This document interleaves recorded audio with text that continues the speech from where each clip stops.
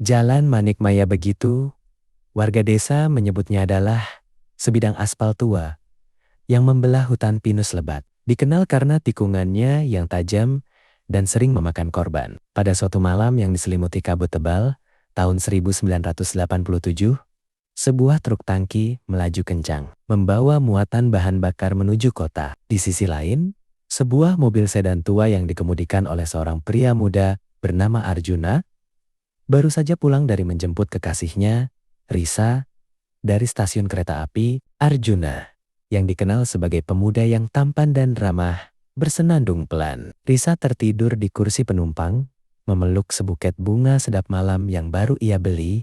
Tiba-tiba, dari balik kabut, silau lampu truk menyambar. Pengemudi truk itu ternyata sedang mengantuk dan kehilangan kendali. Dentuman itu membelah malam.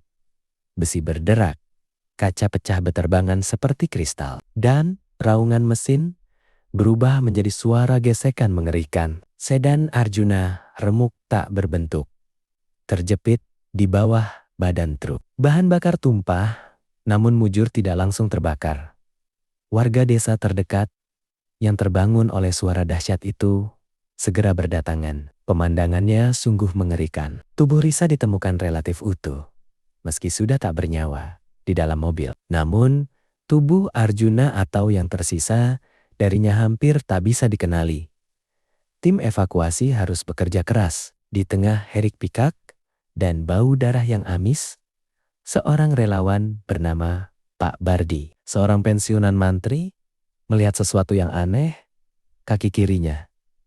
Di mana kaki kirinya? Bisik Pak Bardi kepada mandor polisi. Kaki kiri Arjuna, dari lutut ke bawah, tidak ada. Tidak ditemukan di dalam bangkai mobil, tidak ada di bawah truk, dan tidak ada di radius sekitarnya. Padahal, lokasi kecelakaan sangat tertutup, seolah-olah anggota tubuh itu lenyap ditelan kabut. Kecelakaan itu merenggut 2 nyawa. Jenazah keduanya dimakamkan. Sementara misteri kaki kiri Arjuna yang hilang dibiarkan menjadi bisikan seram di antara warga. Mereka menyebut kecelakaan itu sebagai tumbal tikungan manunggal. Karena kabarnya, di lokasi itu pernah ada ritual kuno yang membutuhkan persembahan bagian tubuh yang paling berharga untuk menenangkan penunggu hutan. Beberapa minggu setelah pemakaman, teror pun dimulai.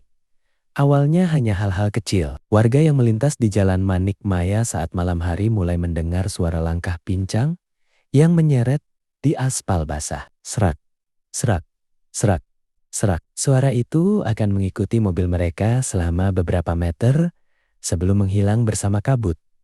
Kemudian, teror itu menjadi lebih personal dan menyerang desa. Pintu dan jendela setiap malam Jumat Kliwon, warga di sekitar rumah bekas Arjuna akan menemukan sidik jari berlumpur di jendela mereka. Sidik jari itu selalu berjumlah 4 jari, dan ukurannya tidak wajar.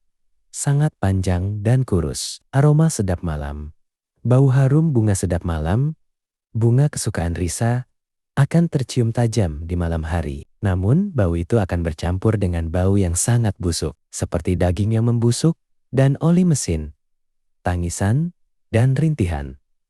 Ibu-ibu sering terbangun oleh suara rintihan tertahan dari luar rumah. Itu bukan rintihan kesakitan, melainkan rintihan yang terdengar penuh kebingungan, rasa sakit, dan keputusasaan. Puncaknya terjadi pada malam bulan purnama. Pak Bardi, mantri yang melihat kejanggalan pada tubuh Arjuna, menjadi korban pertama.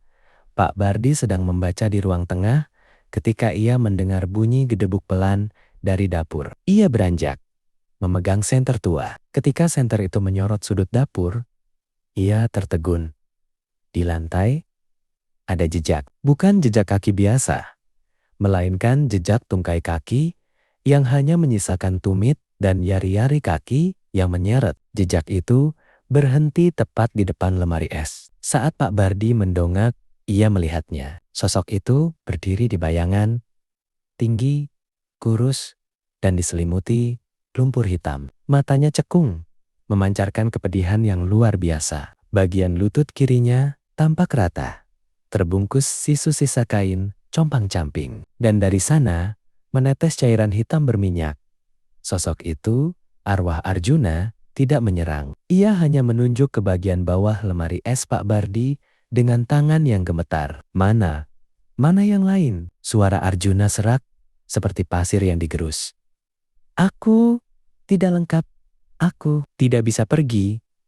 Pak Bardi tersentak. Ia tahu arwah Arjuna sedang mencari potongan tubuhnya yang hilang kaki kirinya. Arwah itu tidak tenang, bukan karena kematiannya, tapi karena ia dikubur dalam keadaan tidak utuh. Menjadikannya arwah penasaran yang cacat dan abadi. Warga desa segera memanggil Kiai Hasan, seorang ulama dan ahli spiritual yang disegani. Kiai Hasan melakukan ritual di rumah bekas Arjuna. Arwah ini terikat pada dunia ini oleh sesuatu yang bersifat fisik. Ia tidak mencari balas dendam, ia mencari kelengkapannya. Jelas Kiai Hasan, setelah ritual, potongan tubuhnya yang hilang itu mungkin tersimpan oleh seseorang atau terkubur secara terpisah. Dan arwah itu tidak bisa beristirahat tanpa menyatukannya kembali. Teror semakin menjadi-jeti. Arwah Arjuna mulai mengunjungi rama-rama di desa secara acak. Ia akan berdiri di dekat kamar tidur. Dan saat korbannya terbangun, ia hanya akan menunjuk ke kaki korban itu. Kaki itu milikku. Bisik Arjuna kepada seorang anak kecil. Kenapa kau simpan? Raungnya di depan seorang petani.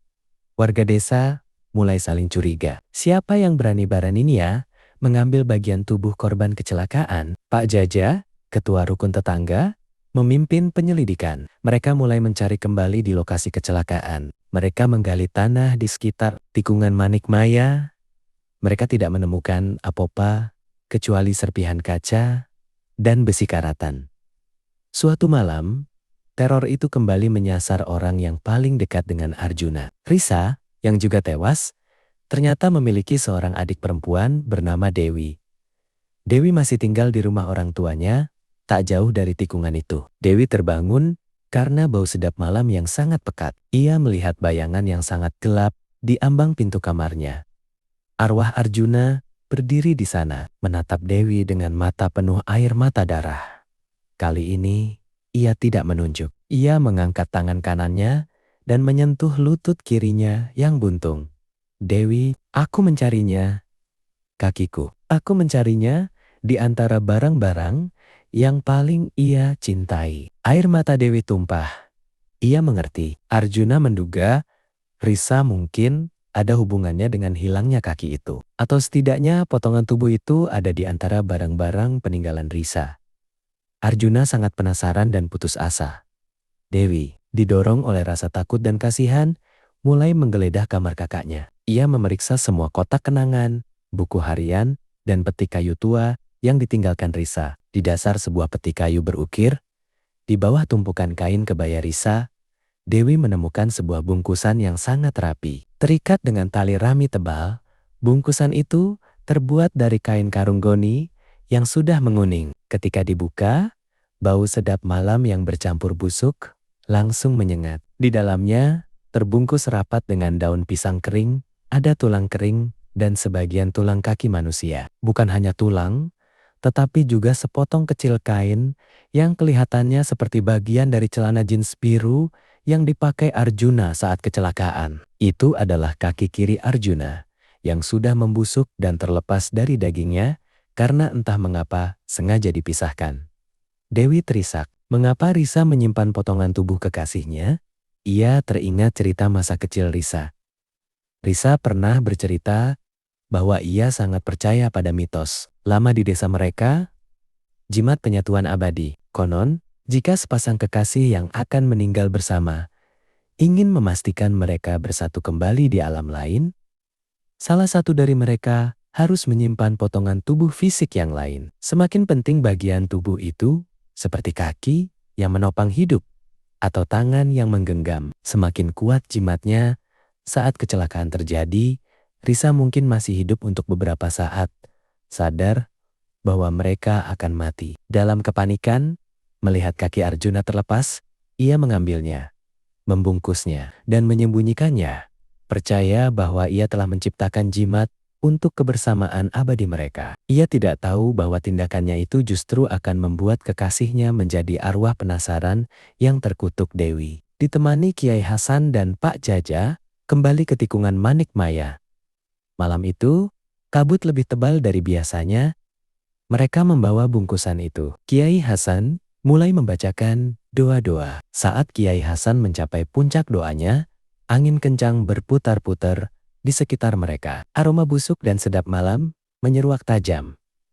Tiba-tiba, arwah Arjuna muncul. Ia tidak lagi berbentuk kabut, tapi terlihat jelas, kurus, berlumpur, dan pincang. Ia berdiri tegak, memandang bungkusan di tangan Dewi dengan tatapan kerinduan, kepedihan, dan amarah yang luar biasa. Kau yang membuatku pincang, raung Arjuna. Suaranya menggema di hutan. Ia tahu itu adalah perbuatan Risa, kekasihnya. Penasaran dan penderitaannya kini bercampur dengan pengkhianatan. Ia tidak menyerang Dewi. Ia hanya menatap bungkusan itu dengan sorot mata yang penuh penderitaan dan penyesalan. Kembalikan. Aku ingin lengkap. Aku ingin beristirahat. Dewi meletakkan bungkusan itu di tanah. Kiai Hasan mengambil segenggam tanah makam Arjuna dan menaburkannya di atas bungkusan itu. Arjuna, pulanglah. Ambil milikmu. Satukan dirimu. Bebaskan dirimu dari dunia fana ini, kata Kiai Hasan dengan suara tegas. Saat tanah menyentuh bungkusan itu mengeluarkan cahaya redup berwarna biru kehijauan. Cahaya itu memancar, lalu berputar, dan ditarik masuk ke dalam tubuh arwah Arjuna yang pincang. Seketika, arwah Arjuna menjerit, bukan jeritan kesakitan, tapi jeritan pelepasan yang sangat panjang. Tubuhnya, yang tadinya terlihat gelap dan berlumpur, kini memudar. Tapi sebelum ia benar-benar menghilang, arwah Arjuna membungkuk sedikit, dan sepasang mata kosongnya menatap lurus ke arah Dewi. Aku sudah lengkap, tapi aku tetap sendirian, bisik arwah Arjuna sebelum lenyap sepenuhnya. Setelah arwah itu menghilang, ketenangan total menyelimuti tikungan Manik Maya.